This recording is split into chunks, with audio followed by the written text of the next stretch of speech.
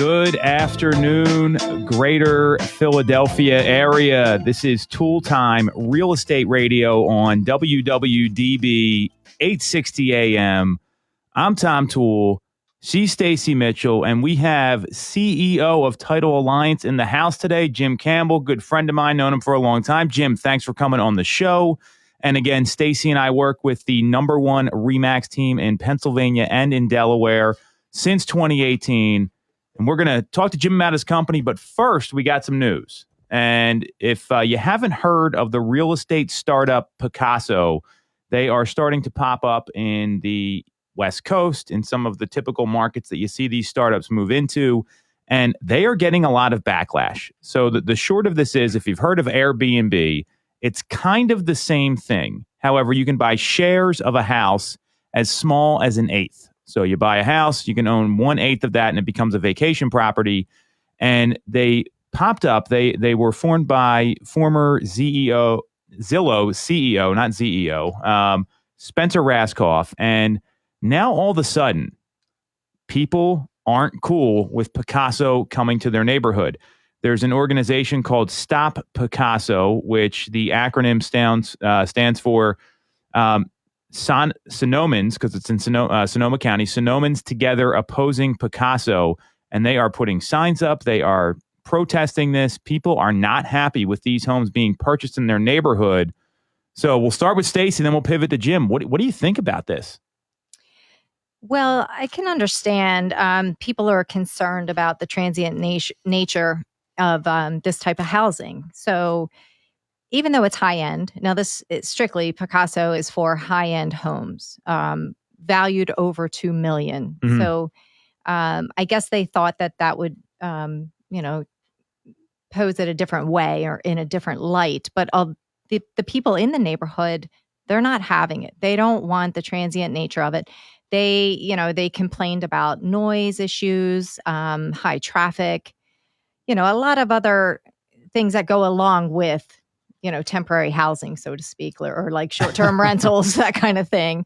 Although Picasso, from what I was reading, they offered some solutions to these issues to try to make peace in the neighborhoods. Jim, what about you? Yeah, I mean, I think you can see it from a number of different perspectives here. So maybe they thought there was some immunity being in that $2 million and above category.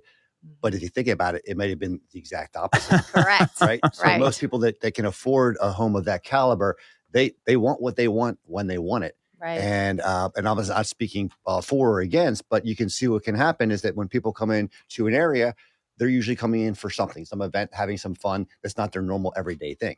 Right. So anytime you see change out there, disruption, people coming in, you're going to see people that are not going to be a huge fan of that. Mm-hmm. Well, you bring up a really good point, because there's a different mindset when you live in the neighborhood versus when you're there for a couple weeks. And I mean, I think of the Jersey Shore, where a lot of us vacation. And have you ever seen the owner that shares a house, like it's an up and down or a side by side with a vacation rental? The owner doesn't really like when the people come in and out every Saturday, and there's beer cans all over the place and the recyclables, and they're making noise and doing all the things that people do when they're on vacation. So that might have been a little bit of a miscalculation. And Jim, to your point, usually the people that spend more money on their homes, they're even more particular. And this isn't everybody. It goes both ways. But those people, they tend to be pretty particular about who comes into their neighborhood, what the houses look like. That's like anywhere else. I don't see them going away. They just raised $125 million in Series C funding after getting a pretty high valuation back in March. They call it a unicorn valuation, which is of 75. After they raised the first $75 million, and now they have $1 billion in debt funding. So, I mean, this company's doing well. Spencer Rascoff has done this before, right? He took Zillow very far until Rich Barton came back. So do you see any laws getting passed here? Because I look at what's happened with Airbnb, and it happened in Jersey City. Also in Philadelphia, I mean, they're now doing the same thing where City Council just in June is starting to pass tougher Airbnb regulations. How do you guys see this playing out in the local communities? Because that's really only the pushback that the owners have. Yeah, it really depends on the community, how they're going to voice themselves, and if their voices are going to get heard, whether there's going to be tougher laws, or these companies will change their strategies or make some kind of concessions or have stricter rules and regulations. They might have to abide by, stiffer regulations for each municipality or location. But I know that Picasso said that they were going to add the noise level regulation to its owner code of conduct. They were also going to have a Picasso appointed point of contact available 24/7. So I think that they're trying to make an effort. I think it's not going over very well, but I do, I'm curious to see how this spreads and takes over, or how the regulations are going to come down, if they're going to come down hard or be a little bit more lenient. Yeah, probably not so much in the lenient side, and every area is going to be different. But one thing for sure, there's been no shortage of significant amount of capital coming into markets. So when people invest a lot of money, they usually have to find a way to make things work. So there's going to be a big lobbying effort back and forth on these fronts. So I don't think there's going to be it's going to work or it's not going to work. I think it's just going to be a dogfight. I see this playing out different by community. I mean, you look at like a place like Ocean City or Sea Isle or some of the places that a lot of people frequent down there. I don't see the owners maybe having as much of an issue there because they're already dealing with this anyway. I mean, it's right. It might be even better having only 8 owners instead of the week-by-week rentals that you go through. Now, Sonoma County, where this is coming out, that's a much more residential area, but there's a lot of reasons people want to travel there. And it's going to be up to, really how involved homeowners are going to be. I mean, right. that's really what it all comes down to. So, I do see anytime there's a new idea like this or something new, people are going to get up in arms. They're going to get a little bent out of shape. And like you said, Stacey, the peace offerings that Picasso's tried to offer, they just don't seem to have made much of a difference. I do see a future for this company, though, and I am clear they're going to find a way here for a couple of reasons. One, a lot of people want to buy second homes and can't afford the whole second home. I mean, and that's a quality of life thing. If you're able to, you take, 52 weeks in the year, divide that by 8, let's do the math, whatever it is. That's a much more significant amount of time than going somewhere for a week or 2 weeks like a timeshare. That's some of the claims from Stop is that, hey, this is a timeshare, you're not a homeowner. I don't really agree with that totally, because a timeshare, you get like 2 weeks, and it's a much different type of agreement. There's a fee simple owner here with these properties. So that's one component. And the second thing is that, with that kind of money coming in, this company's going to find a way. And they've got investors they've got to answer to here. And when you take other people's money, the game changes. You got to be a lot more creative. It's not like, hey, we're not going to do this anymore, or this community doesn't work. I'm clear they're going to find a way. I don't know how you guys see this playing out, but that's my observation. Disruptors do find ways. I mean, you look at the challenges that Uber made it through when it came in. Great point. Every taxi service on planet Earth just hated everything about it, until there just came a point where they were not able to defend against it. In some areas, local areas, they did, where they just shut them.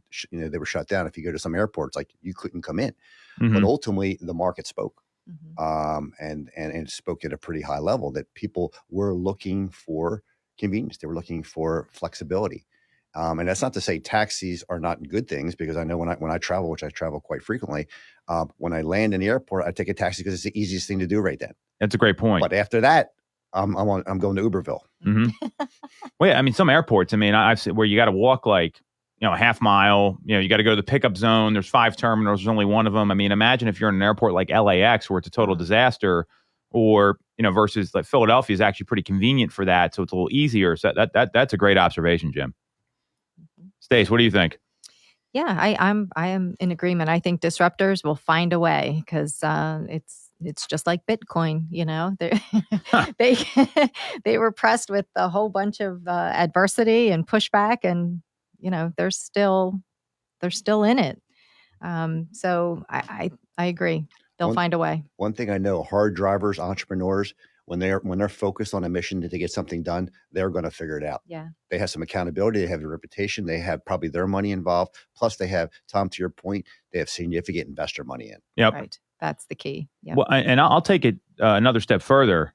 If people don't think Spencer Raskoff has something to prove right now, after Rich Barton came back and said, hey, it was not a, hey, I'm resigning. I think it was, hey, the company's going in a different direction, and he was on the board. And you look at how they've pivoted. I'm clear that he's on a mission. And what I've seen from him post Zillow has been much more impressive than when he was stewarding Zillow, in my view. I mean, he's in a lot of different companies right now.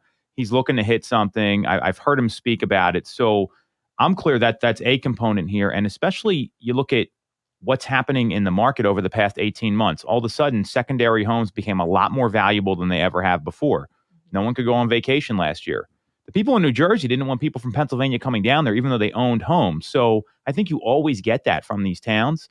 What I know is that people are valuing having control more. They don't want to worry about the hotel regulations. They want to maybe go somewhere and not wear a mask and be on vacation, right or wrong. I mean, when you own the home, it's a little different. So understanding that the consumer has changed over the past 18 months, the timing on Picasso here, I mean, it's definitely in the moment. And I don't see that changing anytime soon. I mean, this has been going on a long time now with COVID-19 and the pandemic and everything else. So because of those two factors, I see them actually probably penetrating more markets than people think, and maybe starting to strategically target vacation markets where people want to have that second home. Mm-hmm. Yeah. I mean, to that point, just go try and buy a house in Avalon. Watch what happens. There's probably like a total of 3 homes that are for sale, and you're going to get into a feeding frenzy. Mm-hmm. Right. But if you can, just the way things are. Right. But if you can buy an eighth of a home and, have a place to go, I think it is a great idea. Yeah, it really is. I'll throw this back. So what would be the difference? Because I agree with you philosophically, Tom, but what would be the difference if we said the 3 of us, we want to go buy a home together? Like, what would be the difference? Is it the platform that's making a difference? Because that would be a possibility.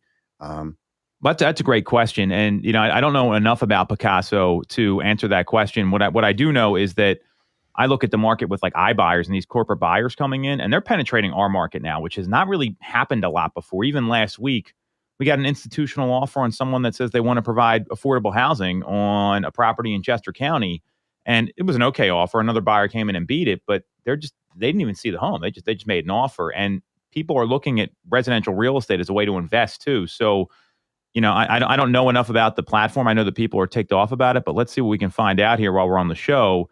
Because I do agree that there's a difference in that my observation, and I might be wrong here, is that Picasso is going to control the interest. So let's say 3 of us buy a home, and then Stacey and I decide we don't want to be in that relationship anymore, and you guys don't like me, and you want to throw me out, but we're in this 3-way title, or it eliminates some of those issues where maybe Picasso can just go buy that person out if they want out, instead of you coming up with the cash or Stacey coming up with the cash. I can't confirm that's my understanding, but let me see what I can find out here as we look at this.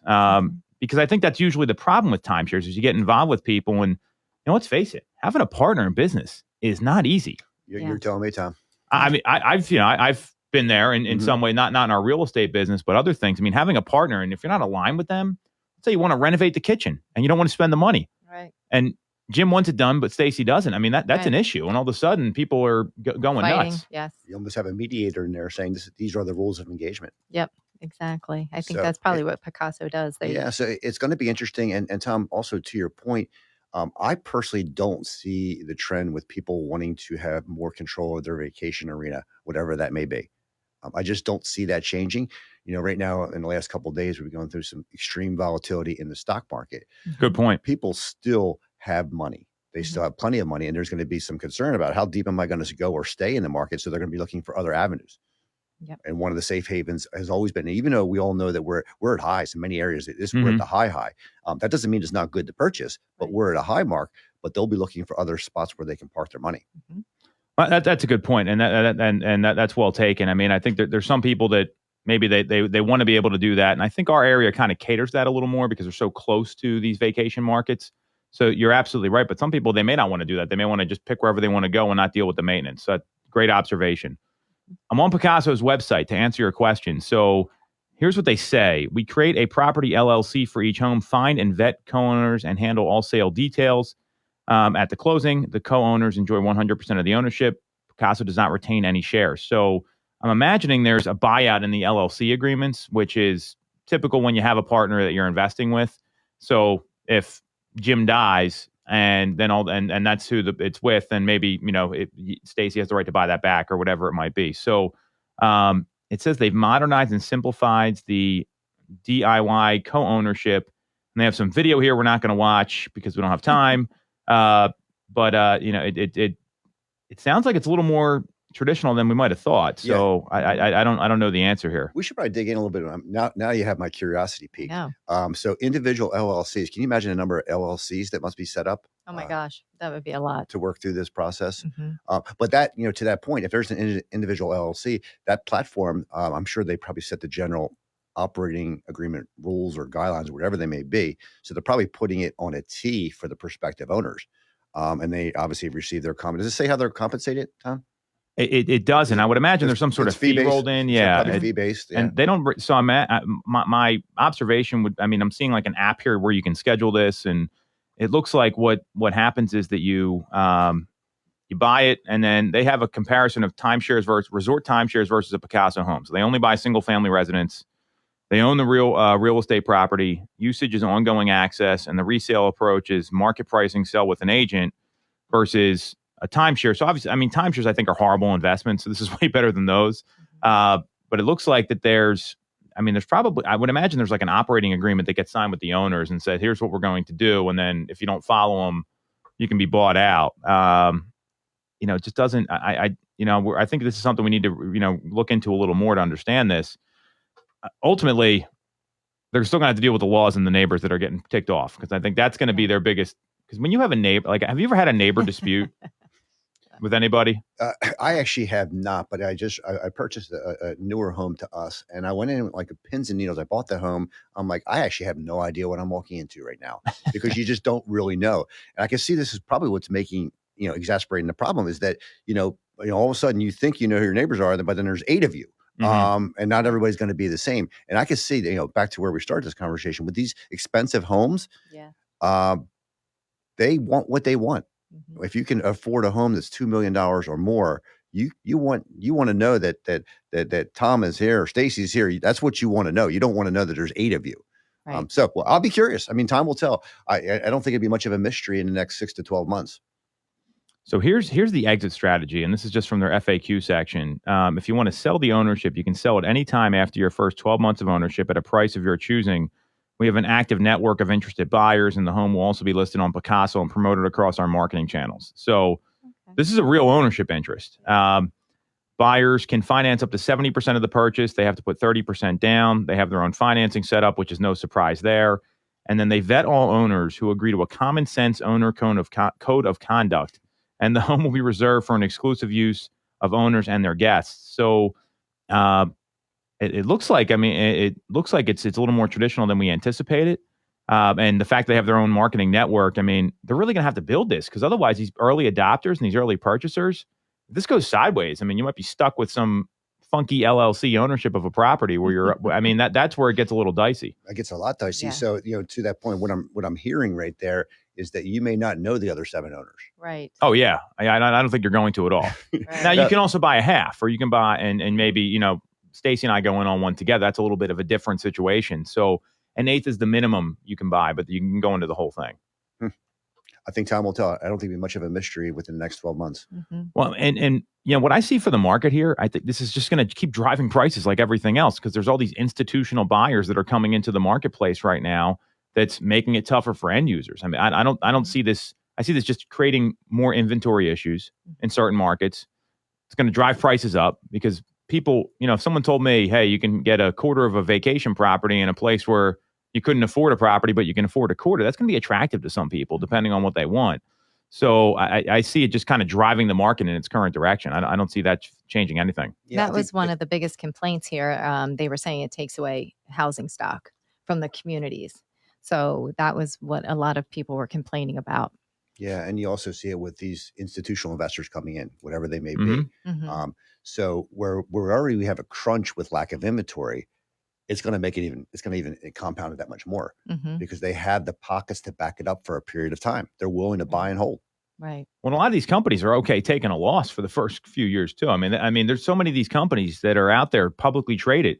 They don't make any money. It's all based on. You look at Zillow; they've been in the red for a long time, and other companies like that, they're okay losing, and it's all based on the future. And if they got the funding to back it up, then they're going to do that. And what I noticed here is they're only buying single family homes. That to me is very key because that's a much safer investment than doing this with condos and they own half the building. And then you can't get normal financing. There's so many other things that can happen there. When there's depth of money hanging back there and they can wait a long period of time. Look how long Amazon took to get profitable. Yep. And now they're at a ridiculous level, but it seemed like decades to get to that point.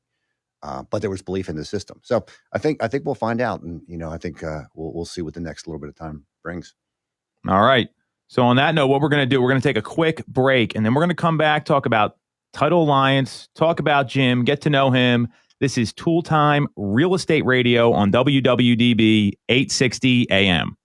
The real estate market is red hot. Have you considered taking advantage? Call the Tom Toole Sales Group at RE/MAX at 610-692-6976 or visit our website, tomtoole.com, to connect and take advantage of these market conditions. Buying a home or already own one? We can help. I am Kevin Hamill from Alliance's Insurance Agency. If you haven't reviewed your policies in the last 3 years, now's the time. New home buyers, there are a number of ways that we can help you get to that settlement table. Call us to find out more at 610-816-0043, extension 3, or visit our website, alliancesinsurance.com. Don't forget the S, it's for savings. When you're getting a mortgage, you shouldn't have to sacrifice great service just to get a great rate. At Mortgage America, we've been lending with this philosophy for over 35 years. We have access to great low rates without the complications and delays of big or online banks. We're a local Pennsylvania lender with loan officers that you can actually meet. As PHFA's #1 lender, we specialize in all residential mortgage programs, including first-time buyer programs and low down payment options. For your free pre-approval, call us at 610-439-8000 or apply online at mymortgageamerica.com. Mortgage America is equal housing MLS 128. Have you considered a career in real estate? Do you want control? 10 seconds. Whether you have a license or not, call us today at 610-692-6976 or visit tomtoole.com. Join our team, the Tom Toole Sales Group at RE/MAX Main Line.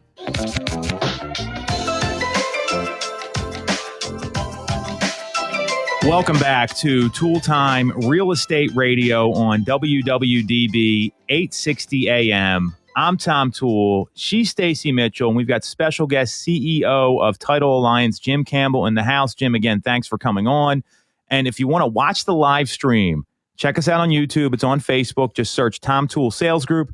And again, Stacey and I work with the Tom Toole Sales Group at RE/MAX Mainline, the #1 RE/MAX team in Pennsylvania and Delaware since 2018. So we're going to put Jim on the spot, CEO of Title Alliance. Jim, tell us about your company first, then we can get into, we've connected a number of different ways, obviously been working together a long time with your company, which is really great. Full disclosure, we work with Title Alliance. That our team does that. Our firm does that at RE/MAX Mainline. So just to put that out there. But Jim's been in the business a long time. So tell us about your company and what you guys do. Yeah. Hey, Tom, it's great to be here. Thank you for the opportunity.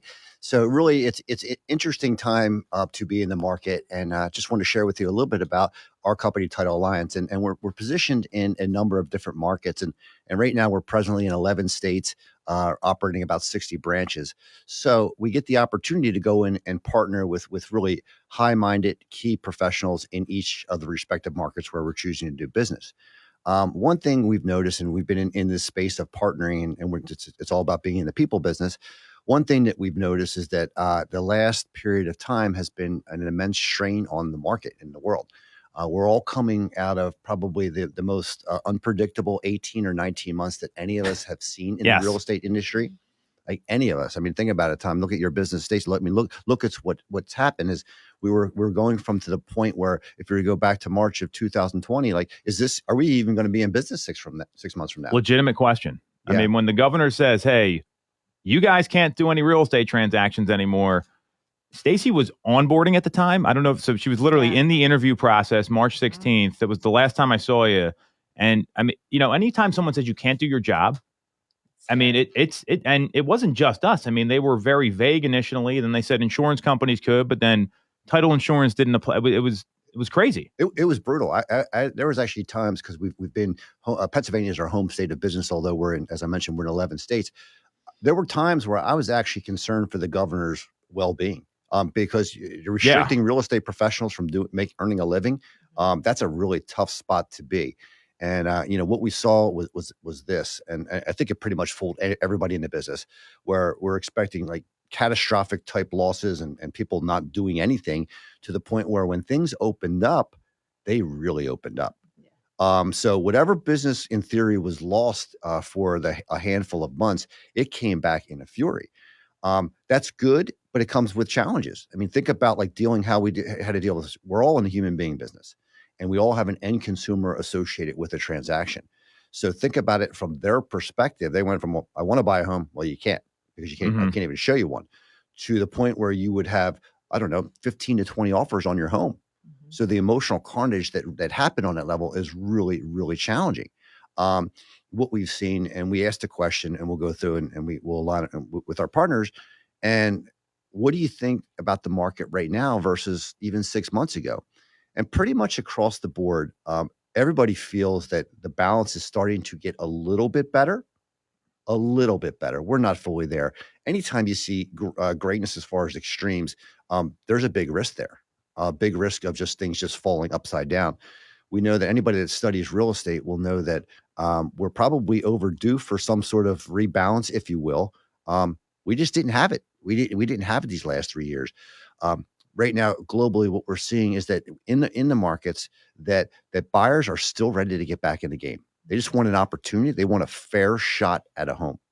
And as opposed to there being 20 offers on a home, now there might be 3, 4, or 5, but they're getting back in, which, leads to to the perspective. Like if you already owned a home, like you're already in a good position because you're selling one to buy another one.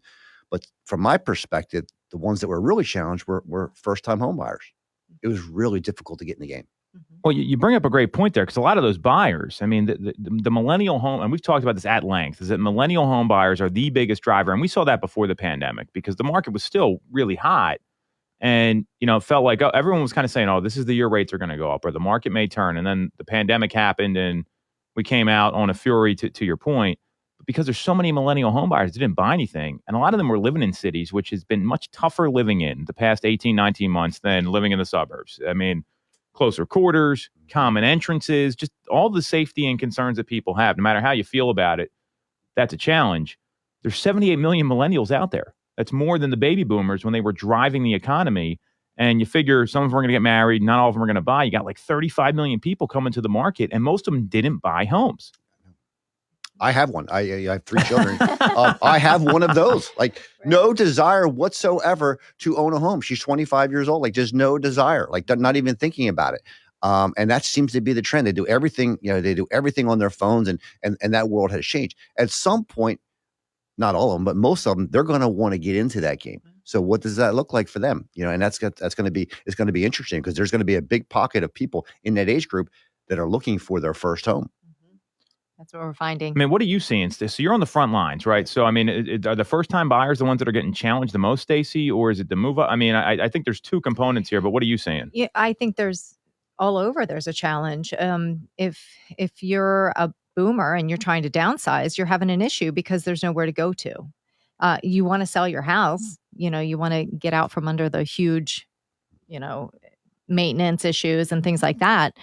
But the big question is, well, where do we go? And they're competing really with some of the millennials that are trying to get into the market. If they're trying to downsize to a smaller ranch home or something, if they don't want to go to a 55 plus, something like that. But yeah, definitely the first time home buyers, it is a challenge.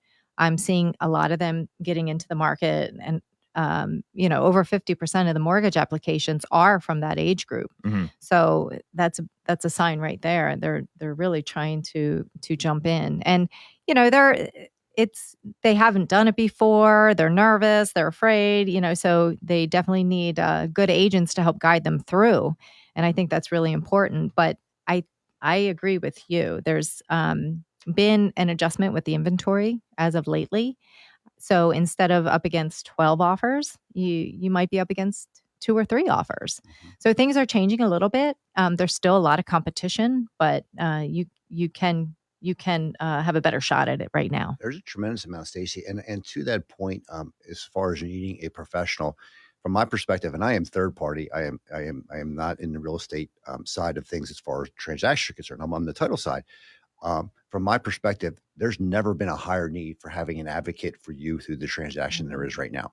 Mm-hmm. And I've seen crazy stuff across the board where people are just like, waive the inspection, waive this, waive that, go in, and they're really putting themselves in a difficult spot because if you think about it, most people in their lives, they might buy 4, 5, 6 homes total. That would be a lot. I mean, that would be a lot. Yeah. That would be like you've purchased a lot. So how could you assume, to know all the intricacies involved with the transaction? Right. You don't know what you actually What you don't know.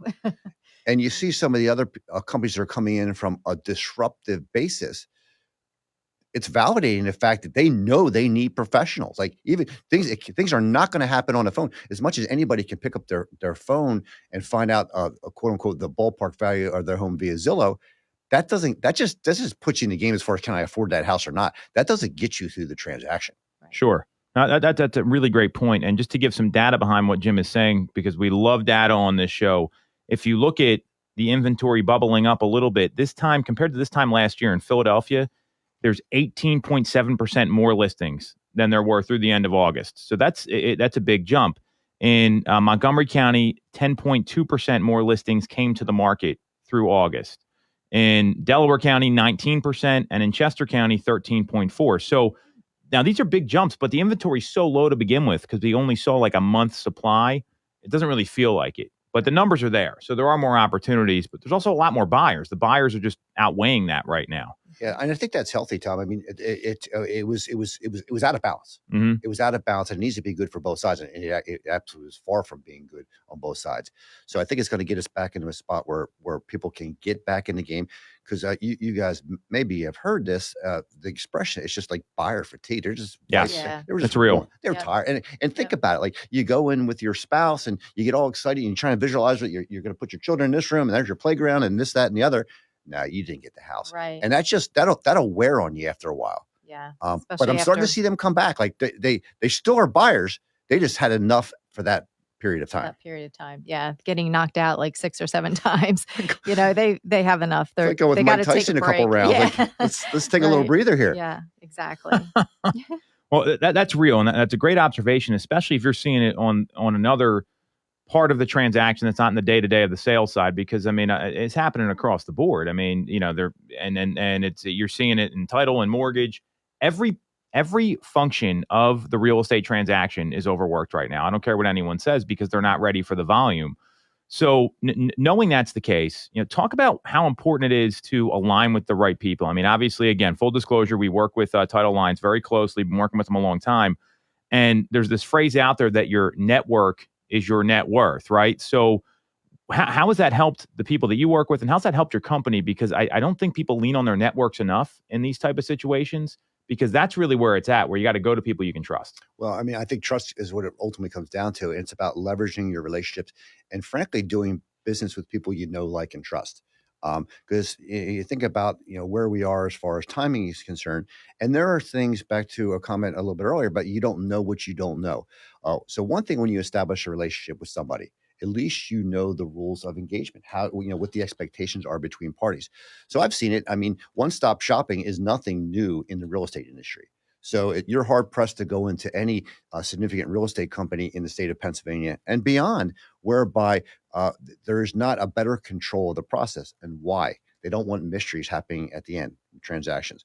So the best way to do that is put yourself in a position to be an owner versus someone that's leasing. And the only way you can do that is establish relationships, because here's something that's really, it's been running rampant for a long period of time. And it's one of the biggest threats that exist out there. And it ultimately impacts the end consumers, is the fact that there is so much cyber fraud going on right now. It's disturbing. It's disturbing. So last year, to put things in perspective, we probably closed roughly 26,000 transactions in our respective companies. So 26,000 transaction is that's a big sample size here. That's a ton of houses. So this is not like we did 300 deals, in which 26,000. Keep going. So it's 26,000. Not a single week has gone by where someone hasn't hacked into someone's email and redirected money to someone's account that is not theirs. Wow. Fortunately, I don't want to jinx myself because it's terrible when you say things. We were able to catch a lot of that stuff really early. And so far our recovery has been, we're batting 1,000 on that front because we're able to get to it within the first 24 hours. But that goes back to alignment. Like if you don't have a good process with somebody that you're in business with on whatever level, it doesn't really matter level, a good process, you're putting yourself in harm's way, because it's really a difficult story. I've seen cases where literally a widow was coming up. She was moving up from Florida. She was buying a home. Her email got hacked. Bad things happened. She wired $140,000 to someone that wasn't her title company. And really, is it the title company's fault? It's actually not. Is it a realtor's fault? It's actually not. However, back to the point, people might buy 3, 4, 5, 6 homes a year. How would they know? So how can you avoid that? Really, whoever you're in business with, there has to be a system in place. There is no reputable title company anywhere that will ever call you and ask you to change wiring instructions. That's something you guys told us from the beginning, is that, hey, we're not going to call you. We're not going to do this at the last minute. I know there's secure servers. I mean, you see this stuff all the time. So here's how we're going to do it. And if anything deviates, stop everything and let's figure this out. And that's probably the best piece of advice you can give a consumer. But then it's on the agent to explain. Like, it needs to be communicated every single time, because if you don't do that, then people can lose hundreds of thousands of dollars. You can, and they're really on the hook, because there's really no chance, if it makes it past that next stage, there's no chance of recapture. So far, we've been fortunate because we, as I mentioned, we found ours within the first 24 hours, and the bad guys didn't move the money quickly enough. Mm-hmm. So we had 24 hours to go get it back. But at some point, they'll move faster. Right. And now we're starting to see the trend kind of pivot a little bit, whereby they're going through and they're redirecting payoffs. So instead of Jim's Wells Fargo mortgage that he has, they'll make it look like they'll have the red and orange logo. They'll actually sometimes even create portals and say, "Help, here's your payoff. Wow. Send it $230,000 there to pay off your mortgage." But it's going in the wrong spot. Yeah. So that's been the trend. So anytime there's opportunity, bad guys come in and try and take advantage of it. Who ultimately gets hurt? The consumers. Right. The consumers. Wow. So in a market where things are moving really fast, and things have been moving really, really fast, I would just urge everybody just to take your breath a little bit, use a little caution. You probably want to go back to the old school, get your inspection, do all those things, but be really diligent to make sure you work the process and protect your money. We're going to talk about inspections on the next segment, because there is, questions of what happens when you waive the inspection. What are your rights? And that's so great segue, not intentional by Jim here. So what I love is that we're talking about going back to basics, slowing down, doing things the right way, because I find that in any business, and our business just as much as anything else, that when you get away from the basics and you get away from your process, that's where you get in trouble. And when you're taking shortcuts, I mean, it sounds like you're a big believer in that process, but talk a little bit about that, because I know everyone wants everyone to move super fast. Sometimes it's you just can't do it. You got to wait a little bit. Sometimes speed kills. And so you're coming off I'm going to say, the industry, who was incredibly taxed last year. Like, I just know from my own perspective in this market, in the Philadelphia market, last year, the third quarter, we were up 40% above where we were before. Well, here's the problem, is that the people aren't there to support that. So you saw it on every side. You saw extreme frustration from our real estate professionals. You saw the lending side; they were equally as challenged, and our side. So what happens is mistakes will come into play. One of the things that you should really step back and look at is that, because emotions are at an all-time high, like across the board. Buyers coming in like, should I buy this home or should I not? Real estate professionals going in and being frustrated because they had to put in 10 offers. They're all difficult circumstances. But the best thing you do is really to just slow it down just a little bit. One of the things that it seems obvious to me, because it's the space that we're in, but sometimes there's a rush, for example, to have your home close on a certain day. And like closing on the 30th of the month that everyone tries to stack up. For example, Tom, yes, right. the Friday on the 30th of the month before a holiday weekend, hypothetically speaking, yes. Which we tell everyone not to do, by the way. Right. But that's a great example, because everyone thinks, oh, well, I'm not going to have to make that extra interest payment. But it makes it so inconvenient that the little bit of money you're saving could really cause a lot more problems. But keep going. Well, think a lot of things can happen, because you're dependent upon lenders. You're dependent upon. So if you pick the 30th of any given month, how many movers are out there? Like, are you going to get every moving company at the same time to do that? Right. And I think really that just becomes lack of education. That the fact that you're actually not paying a dime more. But what do you want? Like, say if you're going to buy 3, 4, 5 homes a year, you want that experience to be right. So what I would say is take a day or two off of work. You're making one of the largest investments you're ever going to make. Take a day or two off. This way, if there's an issue with whatever, it could be title, it could be lending. If there's an issue, you have a day or two to recuperate. The last thing you want to do is have all your personal items sitting in a truck with your kids running around and you not have a home to roll into. Right. That's not fun. That's not fun. So slow it down just a little bit. Just go in and align and deal with people that have a system. They're professionals for a reason because they have a process in place. Well, I love that because we actually, we talk about this at our team all the time, is you probably want to settle somewhere between Tuesday and Thursday. Yep. Because Monday, everyone's getting into the office. Friday, you're going into the weekend. Right. And try to pick it in the afternoon because the lender's probably going to be late sending the wire, or they could be coming from the East Coast or the West Coast or the Mountain Time or whatever. And on top of it, don't pick the time that everyone else is picking. I mean, my wife and I moved last year, and we settled the first week of the month on a Tuesday because I knew it was the only settlement you guys had scheduled for the whole company. And this was last year.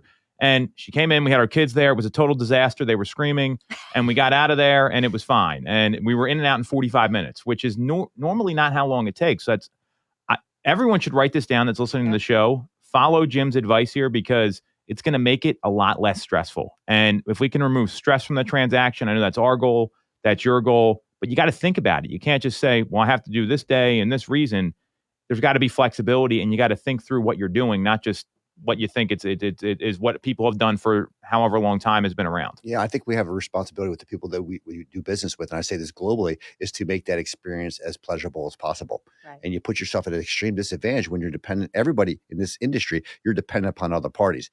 Best thing you do is just neutralize some of the friction times and drop in and pick that window because you're really doing a buyer a disservice, buyer and seller for that matter, but particularly a buyer. You're doing them a disservice by just putting them in a spot where they just may not be moving in when they think that they're moving in, and that's where tremendous frustration comes into play.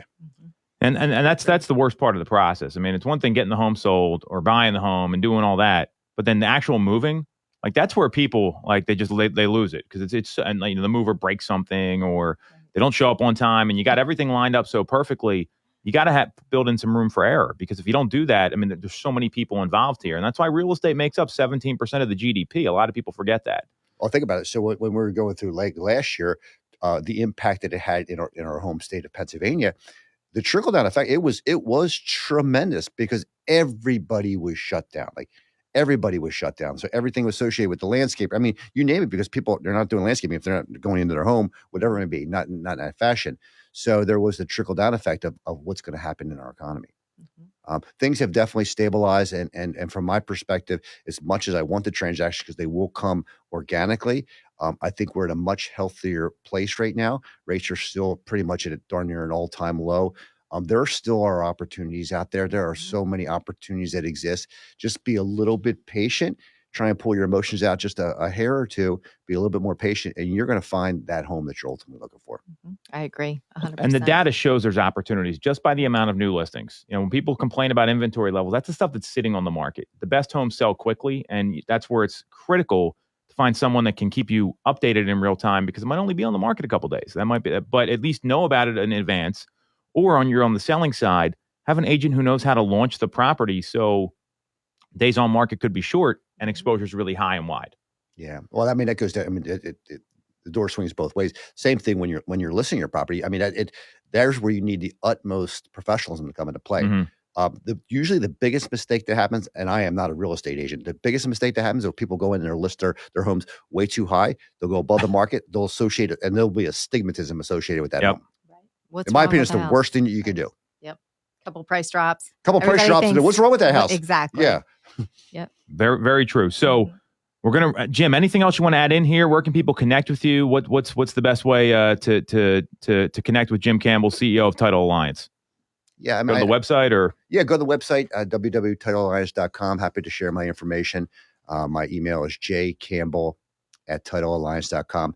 And I'm really here to help in any capacity. We've been doing business in this area for a long period of time, and we're proud to go out and just provide information and just try and help the process as we move along. Love it. Well, grateful to have you on the show. Good stuff here. Thanks for coming on. You're more than welcome to stay for the next segment. We're going to take a quick break, and then we're going to come back and talk about you waive the inspections. What are your rights and what kind of happens next? Because a lot of people don't know what the agreement of sale says. Right. This is Toole Time Real Estate Radio on WWDB 860 AM. The real estate market is red hot. Have you considered taking advantage? Call the Tom Toole Sales Group at RE/MAX at 610-692-6976 or visit our website, tomtoole.com, to connect and take advantage of these market conditions. Have you considered a career in real estate? Do you want control over your income? Whether you have a license or not, call us today at 610-692-6976 or visit tomtoole.com. Join our team, the Tom Toole Sales Group at RE/MAX Main Line. Buying a home or already own one? We can help. I am Kevin Hamill from Alliances Insurance Agency. If you haven't reviewed your policies in the last 3 years, now's the time. New home buyers, there are a number of ways that we can help you get to that settlement table.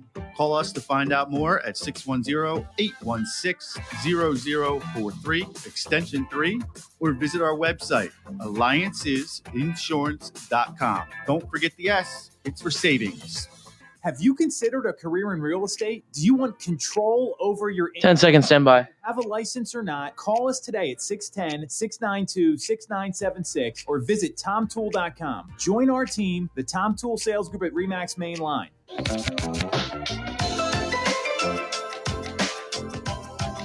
All right. We are back on Toole Time Real Estate Radio. This is WWDB 860 AM. I'm Tom Toole. She's Stacey Mitchell, and we bribed CEO of Title Alliance, Jim Campbell, to stay on for the last segment here, which is very exciting. Grateful for your time. And what we want to talk about next is waiving inspections, because we've started to see that this is less common than it was maybe 3-4 months ago, because inventory creeped up a little bit. It's up about 20% roughly across the region without going granular. And what a lot of people aren't realizing is that just because you waive the inspections doesn't mean there's not other rights in the transaction. There's things like maintenance and risk of loss. We just went through a hurricane that damaged a lot of properties. There's use and occupancy inspections, right? Lender required repairs.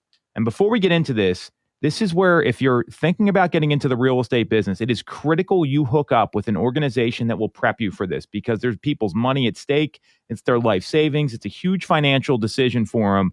And that's how we prep all our agents. So if you're not licensed, check out realestatescholarshipprogram.com. If you are licensed and want to know more about our team, check out workwithtomtoole.com, and we can get you connected and get your career off to the right foot or re-energize it. So, Stacey, I want to start with you. So, talk about, so the contract gets signed, there's no inspections, but let's say something happens. We're dealing with all these natural disasters. You got a foot of water in the basement.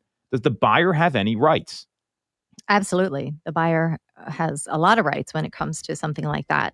Under the agreement of sale, the homeowner has to keep, the seller has to keep the property in the same condition. So obviously, if there's been a loss to that asset, it has to either be repaired back to the original condition, or the buyer can terminate. Because the lender is not going to if they have a mortgage contingency, the lender is not going to lend on a damaged property to that extent. So there's things in place. Again, the use and occupancy. Most local townships or municipalities have certain standards of safety issues that have to be repaired, corrected before a seller can go to closing. So safety issues like loose handrails, smoke detectors, CO2 detectors, shut off for any heaters, things like that. So buyers are protected by the use and occupancy certification. The other thing too is if you are getting a mortgage, the appraiser comes out. So there's other issues that appraisers will look for if it's a FHA or VA loan. Here I go again. VA or FHA, to be super clear. I had this problem last week. It's okay. So they'll look for, any roofing issues, chipping paint, safety issues, loose handrails, things like that. Again, CO2 detectors and smoke alarms. So buyers are protected that way also by the appraisers. So Jim, you're in a little bit of a different realm here with title, but I mean, we've talked about how everyone's overworked. I know there's been a lot of delays with appraisers having to see like pictures or having to go out to properties. So how have you guys been handling that on like a high level sort of thing? Because it's a problem right now for a lot of folks. We had a hurricane, 2 weeks ago, 3 weeks ago, whatever it was, and it hit Chester County really hard. We had tornadoes. I mean, it was a little bananas. Yeah, it's been crazy, and as we all know, the market has been so robust. And people will do things that they wouldn't normally do. And we've seen so many inspections being waived because they want to get the transaction. Right. They're waiving pretty much everything to get the home that they want. And I would not necessarily ever advocate it, but it's a little bit of a double standard because I actually just did it. I was in a competitive market for a home, and I knew there was only one shot for me to get this home, and I had to just pull out as many contingencies as I possibly could. Now, I took an educated chance based upon what I perceived the quality of the home to be. Right. However, that was a chance that was on me. Right. And it was, it was just a guess that I took that it would pay off. Now, that said, most situations, I would not recommend that in any way, shape, or form. Because you go in and you just sometimes you don't, most of us, we're not in the building industry. We don't even know what we're missing. We don't see. Mm-hmm. We just don't know. Right. Well, I think that's the problem. It's an educated risk. If my wife comes to me and says, and it all depends. There's all these emotional parts that we talk about. I got to live on this street, and the only way you're going to get the house. And sometimes this is what we have to tell people, even if it's it's up to them, and that's how we work. The only way to get it is waive the inspection. You got a decision to make. Now, whether you make that decision or not, that's up to you. And that's where it gets a little dicey. And I think what people are starting to realize is that and sellers are the last ones to know always. Like, they don't read the contract. They see the price, no inspections. Great. Well, you've got to deal with the township. It says the seller is responsible for that. And if they don't do it, the buyer can get out.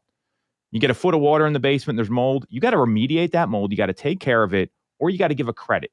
This is what the agreement of sale says in Pennsylvania. You don't waive your rights to that. And a lot of people aren't realizing that now. And they're saying, well, what do you mean? It was as is. Well, it's as is, but you bear the risk of loss between now and settlement. And then any like FHA, VA required repairs, or from the insurance company too. And this is what a lot of people don't realize. That's where we talked to your brother-in-law, Kevin Hamill, about this with Alliances. You probably heard the commercial on the show where like the hailstorm in Chester County 8 years ago, or however long that was. Some homes had to get a new roof to sell. Like, there was no one option. Yeah. Hopefully you got a good price on a roof, but that was a real like Westchester, Chester Springs, Downingtown, that whole area. They got drilled with that. So there is risk when you waive your inspections, and the point is that there are some protections if you went in and let's say you had a contractor buddy come look at it, or you took a really thorough look like you did, and the risk, but it's not like, hey, it's no holds barred after this, because things can happen, and all the more reason that some sellers shouldn't want these longer term settlements. I mean, imagine, a 60-day close versus a 120-day close. You're literally doubling your risk of what could happen. Yeah, I mean, I think this market has just exacerbated all the problems that existed. I agree with that. We're starting to see, so if you would have asked me this question 6 months ago, a significant percentage, not the majority, but a significant percentage, they were waiving inspections. Correct. If they wanted a shot, they were waiving. It was about 20% nationally last year is what we saw, which is huge, by the way. I mean, and we saw that. We don't have the data yet for this year, but that's where it was until about like May or June. Mm-hmm. So just to give some data there. Keep going. It bumped up. So now I ask the question, like, I'll go to our professionals, real estate professionals, what's going on now? And basically the answer is things are starting to stabilize a little bit, and they're starting to see less of the waiving of inspections. Mm-hmm. Which is ultimately good. I mean, we knew we had an imbalance with inventory. Right. Now we're starting to work our way back to some spot which is actually acceptable in the marketplace. Mm-hmm. It's funny you mention that, because we literally just ran a training today, because we've had some new agents that have come on during the pandemic, and they're like, "What do you mean we negotiate the home inspection?" It was like unheard of to them, and it's the market that you're in, and you gotta go to the market in some cases, and literally just sitting down and going through. Okay, here's what the options are. Here's what you can do. And, the reality is if you're taking care of your home and you're a seller, you're probably not going to have a lot of issues. The people that defer stuff or say it's a used home, I'm not going to fix things. Mm-hmm. That's where you get into trouble with this stuff. Mm-hmm. Mm-hmm. And I think the buyers have to understand. They have to have a clear understanding of what's going on. And it is situational. I mean, there's some homes that are on the market built in 2016, 17, 18. You can probably waive inspections pretty comfortably.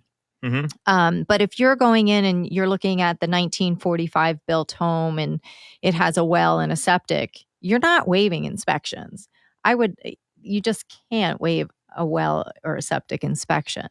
That I would never advise buyers to do that. If they wanted to, that would be up to them. If they're an investor or they're a contractor and they're comfortable with that, that's one thing. But I think you really have to educate the buyers what they're getting into, what it means to waive inspections. I think that term is thrown around a lot, and they really don't have a deep understanding of what that is. Yeah, I mean, Stacey, you make a great point with that, because you can never say something is not a good practice. Because if a home is 3 years old and it's built by the most reputable builder in the marketplace, you're probably going to be in good shape. But if you go back, if you use that same principle, back to your point, it could be a real mess unless that buyer has the firepower to be able to withstand some of the problems that can happen. It's on them. Right. Exactly. And this is how transactions used to go, by the way. This was I've been doing this 20 years. There's been inspections around since then. But like when my dad was practicing, like the 70s and 80s, home inspections weren't a thing. It was like, good luck. Let's let you know how it goes with the house. And, some people are more equipped to deal with that than others. If you're in construction or you have family in construction, you might not care and say, we're going to fix it anyway. We're going to redo it. And my dad can help me out, or I got a brother-in-law, or I'm doing it myself. Some people are handier than others. So there is a judgment call here, because sometimes getting the house is what people want. So, knowing that's the case, I think what buyers need to know is that just because you waive the inspection, you still got to deal with the township stuff. Some of those townships and boroughs and municipalities are harder than others, especially if you're in Delaware County. Yes. Or in Philadelphia, if there's known violations, that's got to get cleared, or you got to be okay with it. Chester County's a little looser because the counties are a little more rural out there. So it really depends. With Hurricane Ida, you don't lose the seller's right to maintain the property. And anything coming from the lender that has to get done to fund your loan, or you need insurance that has to get done to fund the loan because you need insurance to get a mortgage, you're protected there. And I think that's probably the most important thing for buyers to know. Anything else you guys want to add in here? We got about a minute left on the show that you want to talk about regarding this issue, because I think it's really important people know their rights. I guess we're getting played out like the Oscars here. That's it. So that's it. The carpet's coming down. So we know how to get in touch with Jim. You want to reach out to Stacey. The best place to follow her is on Instagram at @2 Mitchco, MITCHCO. Follow me at Tom Toole 3RD on Instagram, at Tom Toole III. Google us, search us on Facebook, Tom Toole Sales Group. This is Toole Time Real Estate Radio on WWDB 860 AM.